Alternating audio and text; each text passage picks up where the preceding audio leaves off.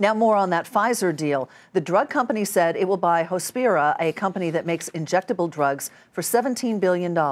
Shares of both companies rose. Dow component Pfizer gained nearly 3% and Hospira gained about 35%. So what are injectables and what does Pfizer get out of the deal? Meg Terrell has the details.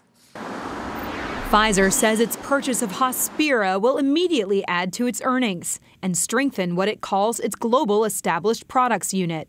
Hospira is the U.S. largest maker of injectable drugs, which are primarily the drugs people use in the hospital.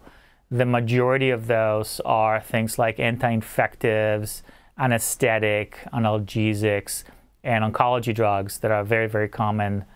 Essentially the stuff that's used hospital use all day in and day out when patients. Hospira also has a business in biosimilars, generic versions of drugs made from living cells, like many medicines for cancer and rheumatoid arthritis. Pfizer said that's an area where it plans to grow as the U.S. finalizes regulation around their path to market. Estimates of the size of the biosimilar market for the next 10 years varied all the way between $2 billion and $20 billion. It will depend primarily on which drugs make it to the market and when, and more interestingly, around what will be the price of those drugs. Pfizer analysts applauded the deal.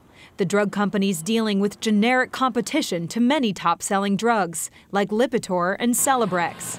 And it said it's considering a split of its businesses within the next few years.